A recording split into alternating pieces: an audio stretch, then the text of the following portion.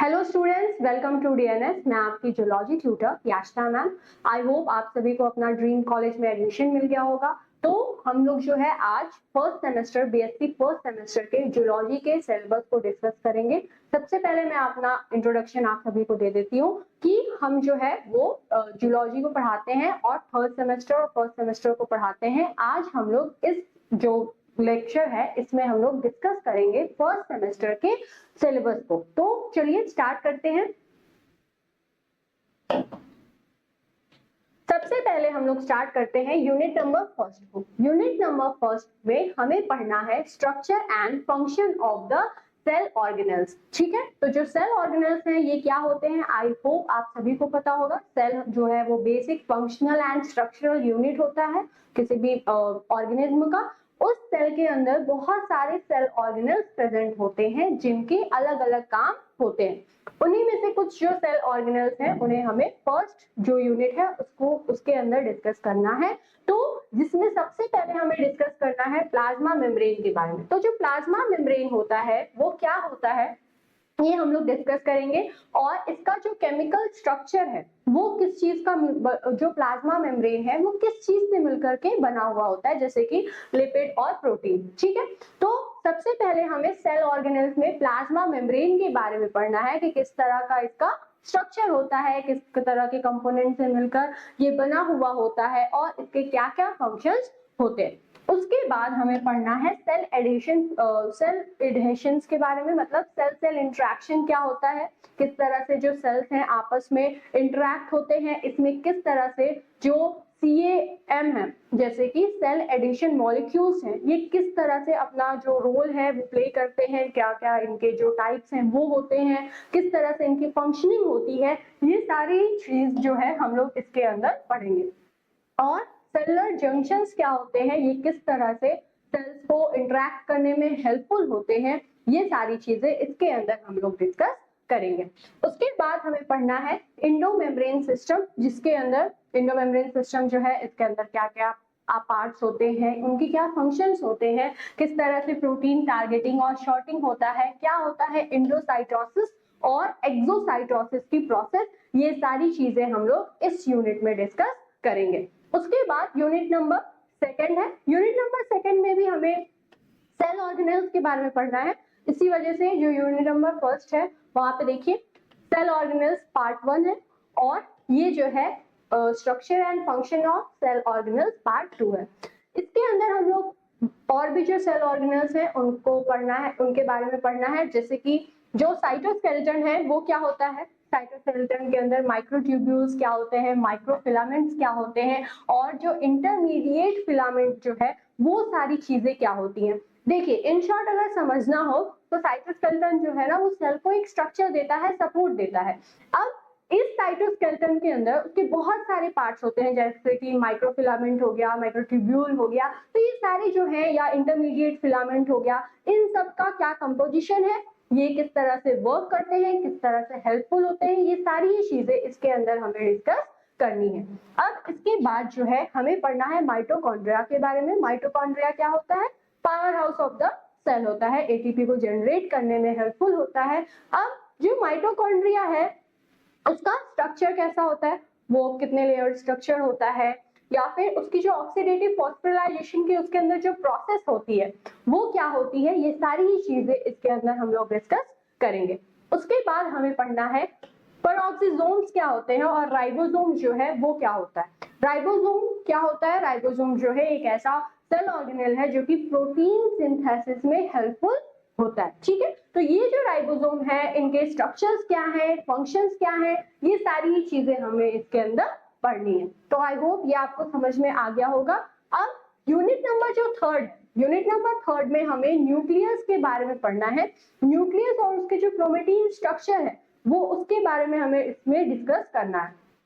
सबसे पहला जो टॉपिक है इसके अंदर वो ये है कि structure and function of the nucleus in eukaryotes. Eukaryotes के अंदर जो न्यूक्लियस है उसका स्ट्रक्चर किस तरह से होता है, उसके फंक्शंस क्या होते हैं, ये हमें डिस्कस करना है। प्रोकैरियोट्स में क्या होता है, प्रोकैरियोट्स में तो वेल डिफाइंड न्यूक्लियस होता ही नहीं है, और जो सेल ऑर्गेनेल्स रहते हैं उनके भी चारों तरफ कोई भी लेयर नहीं होता है। ठीक है, तो हमें पढ़ना किसके बारे में है, यूकैरियोट्स के बारे में पढ़ना है कि उसका जो न्यूक्लियस है उसका क्या स्ट्रक्चर होता है और किस तरह से ये फंक्शन करता है। उसके बाद हमें केमिकल कंपोजिशन या केमिकल स्ट्रक्चर के बारे में पढ़ना है, किसके, chemical structure and the base composition of DNA and RNA. अब न्यूक्लियस की बात हो रही है तो डीएनए और आरएनए तो डिस्कस होंगे ही। अब ये जो डीएनए होता है या आरएनए होता है इसका क्या केमिकल स्ट्रक्चर होता है, किस तरह से बेस कंपोजिशन होता है, ये सारी चीजें हमें डिस्कस इसमें करनी है। इसके बाद हमें पढ़ना है डीएनए सुपर कॉइलिंग क्या होती है। डीएनए तो खुद एक कॉइल है, अब इसकी सुपर कॉइलिंग क्या होती है, किस तरह से इसमें क्या क्या प्रोसेसेस होते हैं, इन सारी चीजों को पढ़ना है। उसके बाद क्रोमेटिन ऑर्गेनाइजेशन डिस्कस करना है और स्ट्रक्चर ऑफ क्रोमोसोम्स को हमें पढ़ना है। ठीक है, तो जो क्रोमोसोम्स होते हैं उनके ढेर सारे स्ट्रक्चर्स होते हैं, वो क्या होते हैं, कैसे होते हैं, ये सारी चीजें हम लोग पढ़ेंगे। उसके बाद हमें डिस्कस करना है कि types of DNA and RNA. जो डीएनए है उसके क्या टाइप्स होते हैं, कितने टाइप्स होते हैं, उसके क्या क्या फीचर्स होते हैं, आरएनए जो है उसके क्या टाइप्स होते हैं, क्या उनकी प्रॉपर्टीज होती हैं, ये सारी चीजें इसके अंदर हमें डिस्कस करना है। अब यूनिट नंबर 4 में हमें पढ़ना है cell cycle, cell division and cell signalling के बारे में। ठीक है, तो ओवरऑल इसके अंदर हमें सेल जो साइकिल होती है या जो उसकी जो सिग्नलिंग होती है उसके बारे में पढ़ना है, जिसके अंदर सबसे पहले हमें पढ़ना है सेल डिवीजन के बारे में। सेल साइकिल की बात हो रही है तो सेल डिवीजन तो स्टार्ट हो गई। सेल डिवीजन में हमें माइटोसिस और मियोसिस को डिस्कस करना है। उसके बाद हमें सेल साइकिल और उसके रेगुलेशन या एपोप्टोसिस जो है वो क्या होता है, ये सारी चीजें डिस्कस करनी है। उसके बाद हमें डिस्कस करना है सिग्नल ट्रांसडक्शन क्या होता है, इसमें जो इंट्रासेलुलर सिग्नलिंग या फिर सेल सरफेस रिसेप्टर्स होते हैं इनके हेल्प से या इनके थ्रू किस तरह से सिग्नल ट्रांसडक्शन होता है, ये सारी चीजें पढ़नी है। और जी प्रोटीन लिंक्ड रिसेप्टर्स क्या होते हैं और जैक और स्टैट पाथवे क्या होता है, ये सारी चीजें हमें डिस्कस करनी है। मतलब ओवरऑल जो सेल सिग्नलिंग होती है उसमें कौन कौन से पाथवेज आते हैं, किस तरह से रिसेप्टर्स प्रेजेंट होते हैं, ये सारी चीजें इसके अंदर हमें डिस्कस करनी है। तो ये हो गया यूनिट नंबर 4। यूनिट नंबर 5 में हमें पढ़ना है मेंडलिज्म के बारे में। ठीक है, तो मेंडल जो है वो जेनेटिक्स में अपना बहुत ज्यादा कंट्रीब्यूशन दिए हैं और सबसे पहले जो है पी के ऊपर अपना एक्सपेरिमेंट प्रोवाइड किए थे, उसके अंदर परफॉर्म किए थे और उसके अकॉर्डिंग ये अपना 3 लॉ दिए थे जो कि मेंडल लॉ से फेमस है। अब ये इसी के अंदर हम लोग मेंडल के बारे में पढ़ेंगे और उनके जो लॉज हैं उनके बारे में पढ़ेंगे और जो सेक्स डिटर्मिनेशन है उसके बारे में हम लोग डिस्कस करेंगे। जो बेसिक सबसे पहला जो टॉपिक है जो कि इसके अंदर पढ़ना है वो है बेसिक प्रिंसिपल ऑफ हेरिडिटी। ठीक है, जो हेरिडिटी का बेसिक प्रिंसिपल है, किस तरह से कैरेक्टर एक जनरेशन से दूसरे जनरेशन में पेरेंट से ऑफस्प्रिंग में आता है, ये इसका जो बेसिक कैरेक्टर है या बेसिक प्रिंसिपल है उसे डिस्कस करना है। और इसके अंदर हमें पढ़ना है मेंडल के लॉ, मोनोहाइब्रिड और डाइहाइब्रिड प्रोसेस के बारे में। उसके बाद हमें पढ़ना है कंप्लीट या इनकम्प्लीट डोमिनेंस क्या होता है। ठीक है, और उसके बाद हमें डिस्कस करना है कि पेनिट्रेंस क्या होता है और जो एक्सप्रेसिविटी है इन दोनों में डिफरेंस क्या होता है। ठीक है, उसके बाद हमें पढ़ना है जेनिक सेक्स डिटरमाइनिंग सिस्टम और इन्वायरमेंटल सेक्स डिटर्मिनेशन और सेक्स डिटर्मिनेशन इन ड्रोसोफिला पढ़ना है और सेक्स डिटर्मिनेशन इन ह्यूमंस में पढ़ना है। उसके बाद हमें सेक्स लिंक्ड कैरेक्टर्स जो है उन्हें पढ़ना है और डोसेज कंपनसेशन क्या होता है इस चीज को डिस्कस करना है। तो इसमें भी ये जो जेनेटिक्स के टर्म्स है उसके अंदर हम लोग को हेरिडिटी पे फोकस करना है, किस तरह से मोनोहाइब्रिड क्रॉस होता है, डाइहाइब्रिड क्रॉस होता है, क्या कंप्लीट डोमिनेंस है, क्या इनकम्प्लीट डोमिनेंस होता है, डोसेज कंपनसेशन क्या होता है, ये सारी ही चीजें इसके अंदर हम लोग डिस्कस करेंगे। उसके बाद यूनिट नंबर 6 है जिसमें हमें एक्सटेंशन के बारे में पढ़ना होगा। Extension of what, extension of Mendelism and the genes and environment. ठीक है, तो मेंडलिज्म जब आप मेंडल के बारे में पढ़ेंगे तो आपको ये समझ में आएगा कि मेंडल के लॉ तो ठीक है लेकिन कुछ ऐसे एग्जांपल्स हैं या कुछ ऐसे फेनोमेना हैं जहाँ पे मेंडल के लॉ नहीं एप्लीकेबल होते हैं और वहां पे जो है एक्सटेंशन होता है। तो वो सारी चीजें क्या है, वो एग्जांपल्स क्या है, वो फेनोमेना क्या है, वो सारी चीजें हम लोग पढ़ेंगे। जिसमें सबसे पहले जो है एक्सटेंशन ऑफ मेंडलिज्म में मल्टीपल एलील्स को डिस्कस करना है, जीन इंटरेक्शन को डिस्कस करना है। उसके बाद interaction between the sex and heredity जिसमें सेक्स इन्फ्लुएंस और सेक्स लिमिटेड कैरेक्टर्स को पढ़ना है।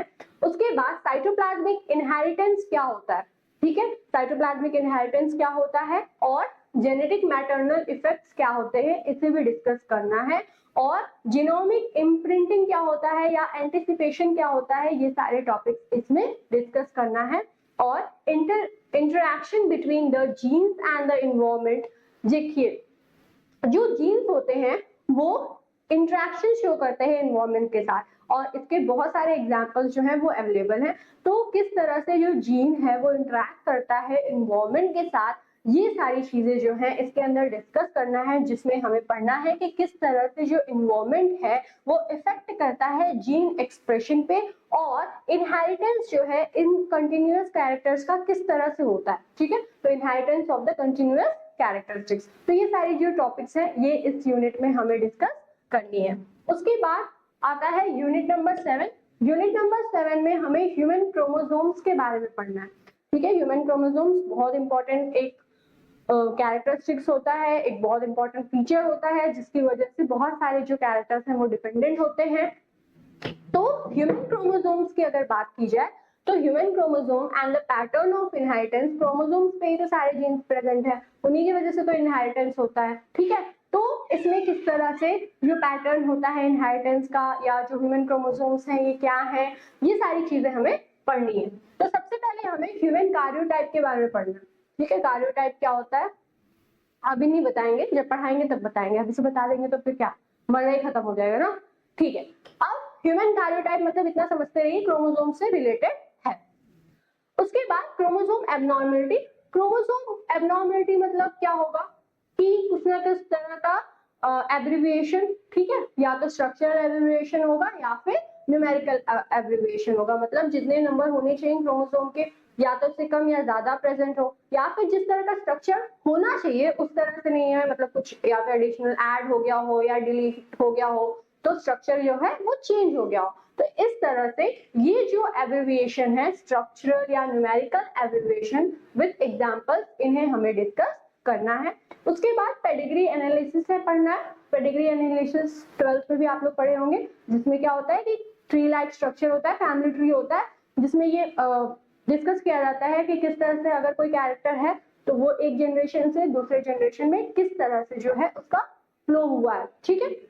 अब उसके बाद हमें डिस्कस करना है कि पैटर्न ऑफ इनहेरिटेंस क्या होता है, जिसमें हमें autosome dominant, autosome recessive, x linked recessive और एक्स लिंक्ड डोमिनेंट जो है ये सारे ही पैटर्न ऑफ इनहेरिटेंस को हमें डिस्कस करना है कि किस तरह से अगर ऑटोसोमल डोमिनेंस है तो इसका क्या होगा पैटर्न इनहेरिटेंस का, अगर एक्स लिंक्ड रिसेसिव कोई कैरेक्टर है तो इसका क्या होगा पैटर्न इनहेरिटेंस का, कैसे ये एक जनरेशन से दूसरे जनरेशन में आता है, ठीक है। तो ये सारी चीजें जो है क्रोमोसोम से रिलेटेड और उसके इनहेरिटेंस से रिलेटेड इस यूनिट में हम लोग डिस्कस करेंगे। उसके बाद यूनिट नंबर 8 आता है। यूनिट नंबर 8 में हमें डिस्कस करना है इन्फेक्शियस डिजीजेस के बारे में। ऐसे बहुत सारे डिजीजेस होते हैं जो कि इन्फेक्शियस होते हैं, जो कि कम्युनिकेबल होते हैं, जो कि इन्फेक्शियस एजेंट की वजह से होता है, ठीक है। तो ये जो इन्फेक्शियस एजेंट्स की वजह से डिजीजेस हो रहे हैं इन्हीं को इन्फेक्शियस डिजीजेस कहते हैं, जिसमें सबसे पहले हमें पढ़ना है introduction to the pathogenic organism, ऐसे ऑर्गेनिज्म जो कि पैथोजेनिक हैं, जो कि डिजीज कॉज करते हैं, for example viruses, bacteria, fungi, protozoa और वर्म्स के बारे में इसमें हमें डिस्कस करना है, इसे हमें पढ़ना है। उसके बाद हमें structure, life, pathogenicity including diseases, causes, symptoms और control of the common parasite, जिसमें हमें ट्राइपैनोसोमा, गियार्डिया एंड वाउचेरिया के बारे में पढ़ना है, ठीक है। तो ये ऐसे वर्म्स हैं जो कि डिजीज को कॉज करते हैं। तो ये जो वर्म्स हैं इनकी क्या लाइफ साइकिल होती है, अगर ये डिजीज कॉज करा रहे हैं तो उस डिजीज के क्या सिम्टम्स होंगे, किस तरह से ये होता है और किस तरह से जो इनकी क्या पैथोजेनिसिटी होती है, क्या इनकी एबिलिटी होती है, किस तरह से ये डिजीज को कॉज करते हैं, किस तरह से हम लोग इससे प्रिवेंट कर सकते हैं इन डिजीजेस से, ये सारी चीजें इसमें हम लोग डिस्कस करेंगे। तो आई होप आपको जो सिलेबस है वो अच्छे से समझ में आ गया होगा। अब एट लास्ट देखिए जो हम लोग का एक नया नवोद्भव बैच है वो स्टार्ट हो चुका है, जिसमें जो कि बीएससी फर्स्ट और थर्ड सेमेस्टर के लिए है, जिसके अंदर आपको ऑनलाइन इंटरेक्टिव क्लासेस मिलेंगे, लाइव डाउट क्लासेस मिलेंगे और हैंड रिटेन नोट्स जो हैं वो प्रोवाइडेड रहेंगे और one shot revision unit wide videos जो हैं वो भी अवेलेबल रहेगा। तो इतने सारे जो फीचर्स हैं वो आपको वहाँ पे अवेलेबल रहेंगे। इस समय जो है ऑफर चल रहा है, तो ये आपके लिए हेल्पफुल रह सकता है।